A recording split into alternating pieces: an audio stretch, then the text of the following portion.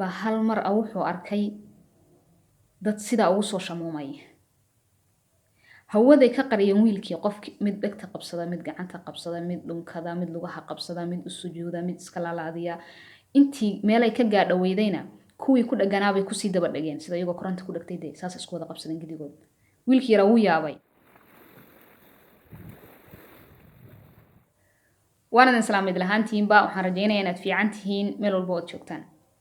maanta waxaan idiin wadaa qiso ka yaabisay caalamka, malaayiin qof oo dunida ku nool ka yaabisay. wiil yar oo u dhashay waddanka Falastiin baa wuxuu dhameeyay waxbarashada dugsiga sare, kadibna wuxuu go'aansaday inuu galo jaamacad. wuxuu doortay kuliyadda dhakhtarka ilkaha. wuxuu la wadaagay go'aankiisii hooyadii aabihii. wuxuu ku yidhi waxaan doonayaa inaan kuliyadda barto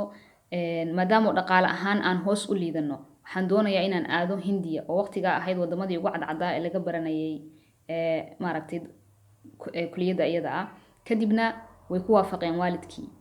inkastoo aysan waxba haysanin oo ahaayeen dad saboola oo danyara, haddana waxay fiiriyeen farxadda wiilkooda iyo hanka sare uu leeyahay, waxayna go'aansadeen inay u diraan halkaas.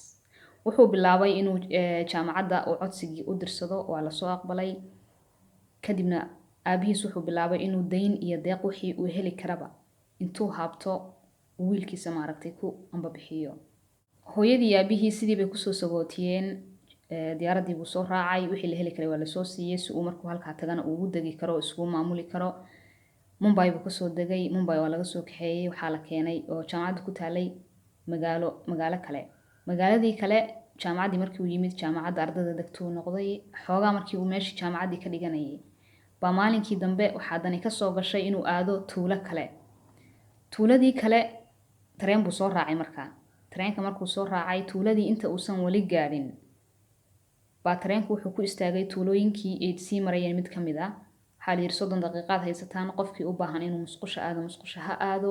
qofkii u baahan inuu cunto cuno oo cunteeyo ha cunteeyo, 30 daqiiqa ha lagu soo xaroodo. boostejadu iska fadhiistay, biyuu iska gatay, biyihii isagoo iska cabaya baa hal mar ah wuxuu arkay dad sidaa ugu soo shamuumay. hawaday ka qariyeen wiilkii qofkii mid dhegta qabsada, mid gacanta qabsada, mid dhunkada, mid lugaha qabsada, mid u sujuuda, mid iska laalaadiya. intii meelay ka gaadhaweydayna kuwii ku dhaganaabay kusii daba dhageen sida iyagoo koronta ku dhagtay dee saas isku wada qabsadeen gidigood. wiilkii yaraa wuu yaabay. dadkii uu iska furfuri waayey, wuxuu u sheegana wuu garan waayey. cabsi baaba la soo daristay. wuxuu yidhi miyaa lagu dili rabaaba. cabaar markay wiilkii yaraa ku dhagnaayeen buu ku yidhi anigu ma ihi cidaad ii malaynaysaan, anigu hindi ma ihi, waxaan ahay carab. intii markay maqleenna wayba kusii dhageenba, way ka haysteen wiilkii yaraa, way qaateen. isna wuxuu is yidhi dadka faraha intaa la eg waddankaagiina ma joogtid, haddii aad iska caabisid ama aad isku daydid inaad xoogaa diidaysid amay ku dilaanba. uu iska raacay isagoo yaaban oo cabsina ku jirto. way ka haysteen. waxay geeyeen guri aad u qurux badan iyo carshi aad u malaysta carshiga boqortooyadoo kale bay ku fadhiisiyeen. waxay ku yidhahdeen fadhiiso. hortiisa waxay soo dhigeen midha noocyadooda kala duwan. xaggan waxaa loo dhigay lacag, xaggan kale waxaa loo dhigay dahab. wuu yaaban yahay ilaa intaa wiilka yar uma hadlayo. meeshii buu iska fadhiyey.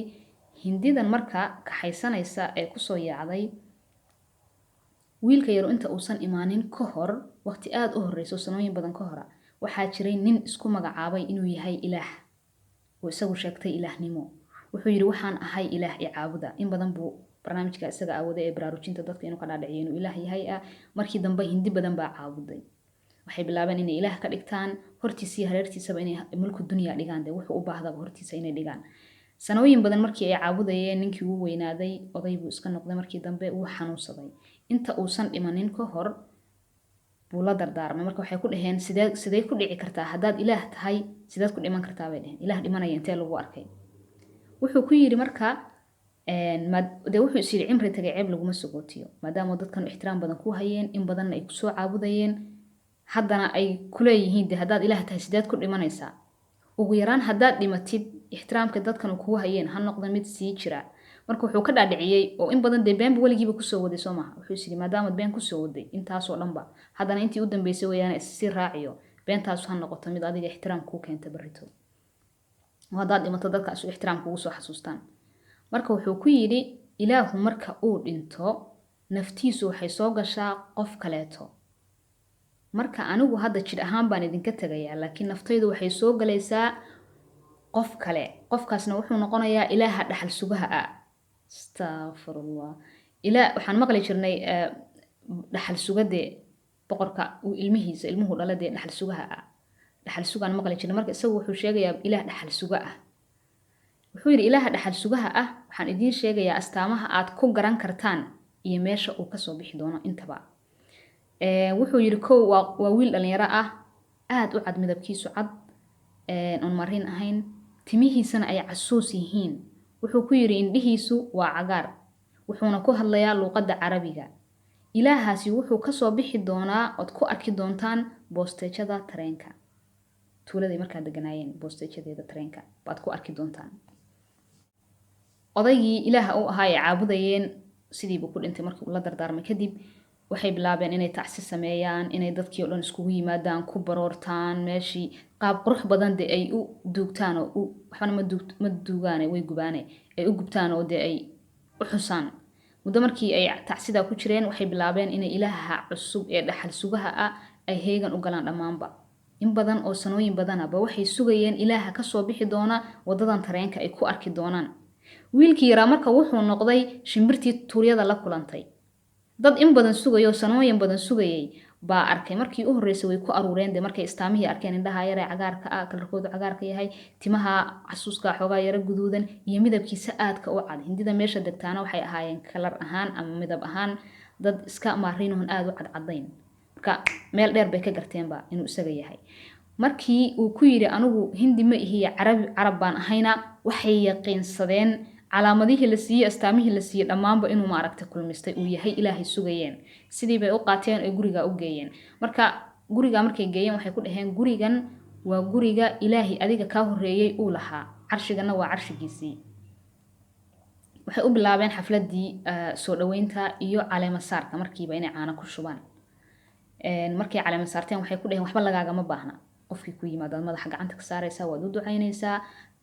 kaad rabta candhuuf yar baa ku tufaysaa ku biyo yar baa ku shubaysaa wax walbood adigu sheegto waa sax annagaad ilaah noo tahay meeshaa noo fadhi kii yaraa markii hore wuu yara diido wuxuu iska diidanaadee markii hore inuu ilaah noqdo markii uu arkay wax kasta uu doonayo dee aadama doonoo dhanba hortiisa iyo hareertiisa in la dhigay uusan waxbaba u baahnayn wuxuu yidhi maxaad ka noqonaysaa jaamacadda yareed baad ku noqonaysaa sanooyin aad u badan bay kaa qaadanaysaa oo daal iyo tacab fara badana markaad dhammaysidna wuxuu is yidhi de halkeed kasoo bilaabaysaa kow iyo eber baad kasoo bilaabaysaa markaasaad eber kasoo bilaabaysaa nolosha inaad shaqo raadiso inaad shaqayso inaad sugto shaqada in laguu kordhiyo lacagta waxaadna ka timid wadan xaaladiisu iska dhexdhexaad tahay iyo qoys sabool ah oo noloshooduba iska liidato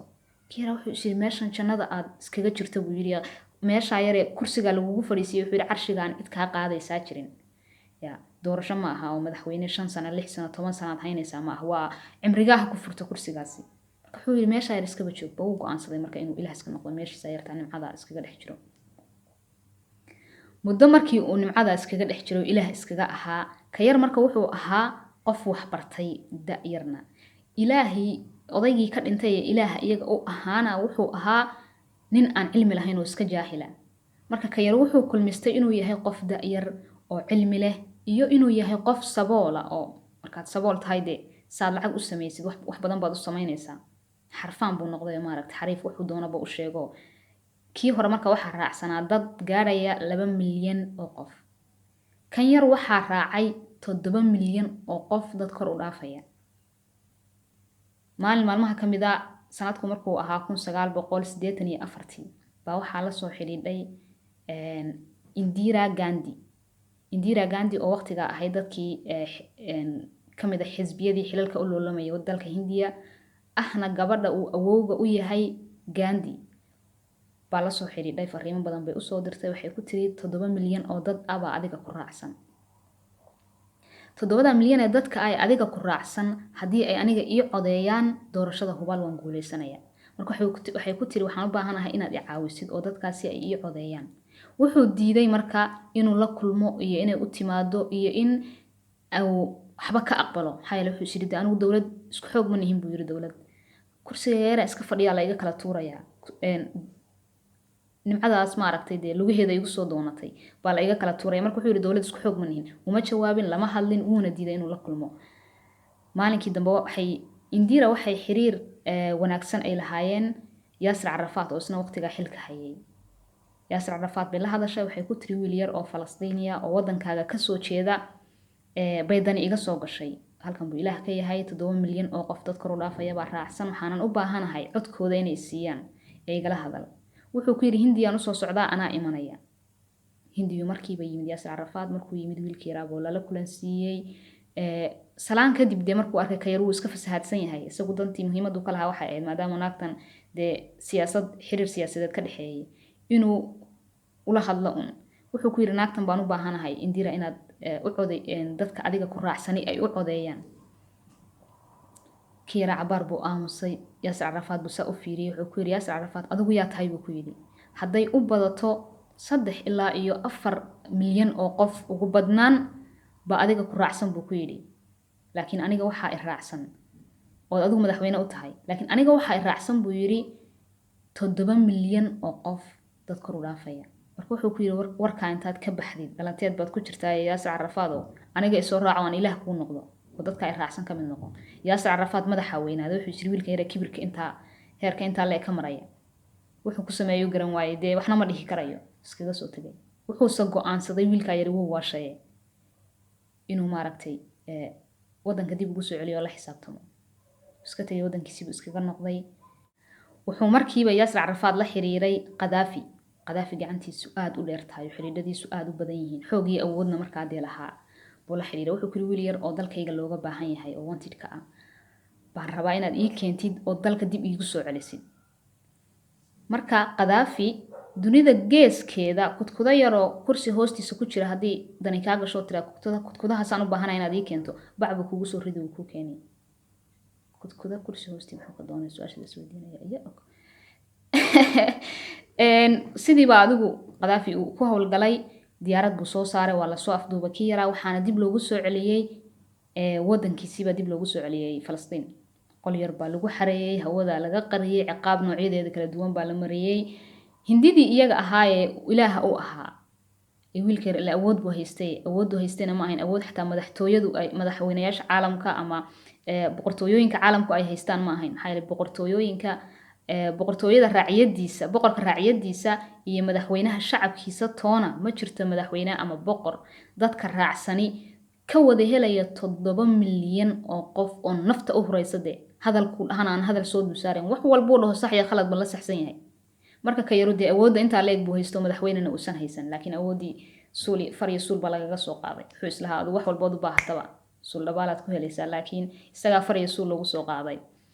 hindidii way yaabeen oo way isweydiiyeen in waxayna ogaadeen in ilaahoodii la afduubtay way yaabeen waxay dhaheen markii horena ilaahay hore uu dhintay kii dambe waa la afduubtay anaga khasaaran ku sugannahayba kii yaraana sidii baa wadankiisii dib loogu soo celiyay dowladda ula xisaabtantay oo loo ciqaabay waan kaaga mahad celinayaa haddii aan halkan isla soo gaadhnay ood qisadan dhammaysatay fadlan muuqaalkan like saar oo la wadaag asxaabtaada like saar si uu u gaadho dad badan la wadaag asxaabtaada si dadka ku xiran channelkan ay u soo bataan mahadsanid mar labaad iyo mar saddexaadba muuqaalka haddaad ka heshay iyo haddaadan ka helinba waa codsi like saar si aad noogu soo biirto farxad weyn bay noo tahay subscribe taabo wixii fikir iyo ra'yi isweydaarsiya ama aad jeceshahay channelkan inaad ka aragto qaybta hoose ee faalada nagula wadaag wayna muuqaalka kan xiga insha Allah nabad iyo caafimaad baan idinka tagay assalaamu calaykum waraxmatullaahi wabarakaatuh